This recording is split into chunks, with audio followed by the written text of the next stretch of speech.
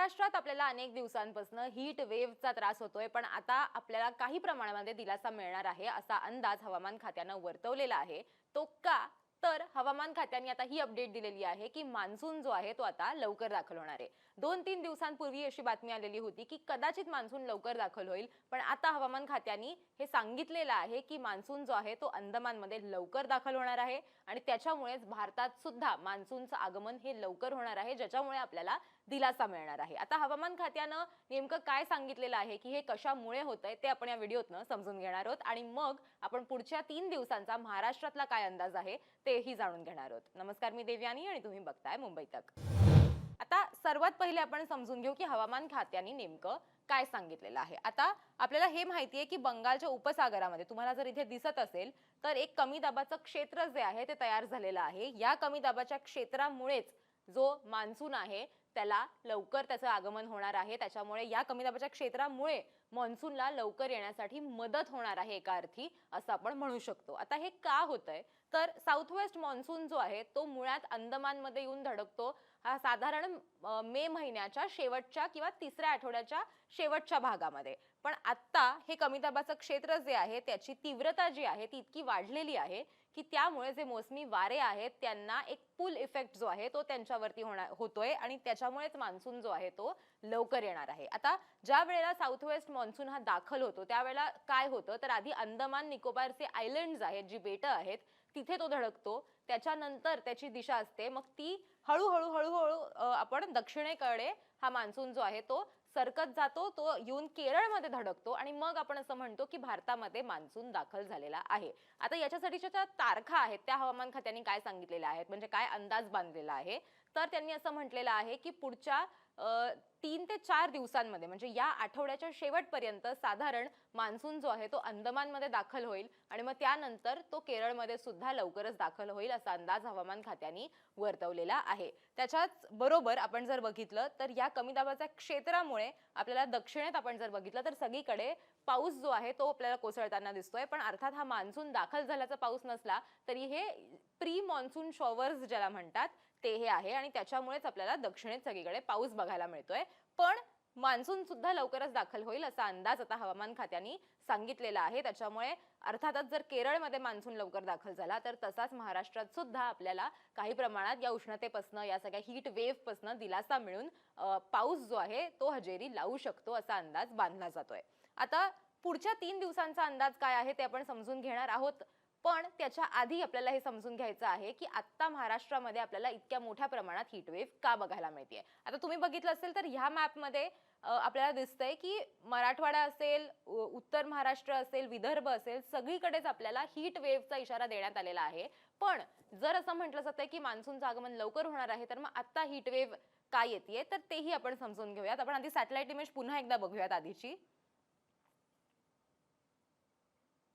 आता या इमेजमध्ये जर तुम्ही बघितलं तर जरी इथे कमी दाबाचं क्षेत्र तयार झालेलं असलं तरी त्याचा इम्पॅक्ट हा दक्षिणेपर्यंतच मर्यादित आहे।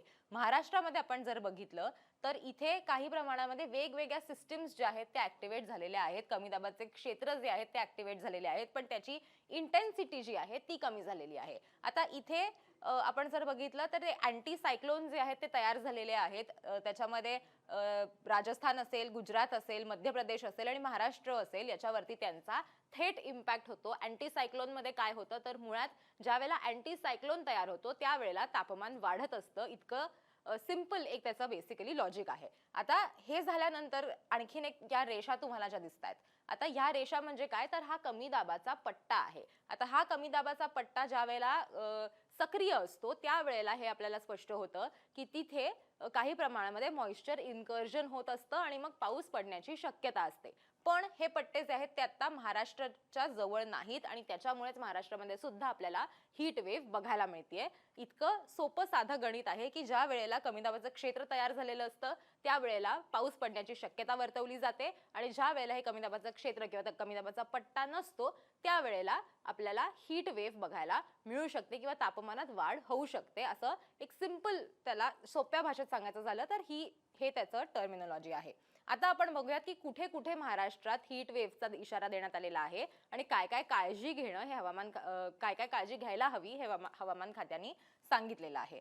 तर आपण जर 14 मेचा अंदाज बघितला तर नाशिक, अहिल्यानगर, पुणे, त्याचबरोबर बीड, जालना, संभाजीनगर, जळगाव, हिंगोली असेल, नांदेड, त्याच्यानंतर अकोला, अमरावती आणि वर्धा या सगळ्या भागांमध्ये हीट वेव्हचा इशारा देण्यात आलेला आहे हवामान खात्याकडनं. त्यामुळे जर 40 अंश सेल्सिअस जर तापमान असेल तर ते आता 45च्या घरात किंवा त्याच्या वरही जाऊ शकतं असा अंदाज हवामान खात्याकडनं वर्तवण्यात आलेला आहे. विदर्भातल्या भागात आपण बघतोय की ऑलरेडी अनेक लोकांनी तुम्ही काल कमेंट करून सांगितलेलं होतं की विदर्भातला जो तापमानाचा पारा आहे तो ऑलरेडी 45 पर्यंत पोहोचलेला आहे. त्याच्यामुळे विदर्भातल्या लोकांनी सुद्धा जास्त काळजी घेणं हे गरजेचं आहे.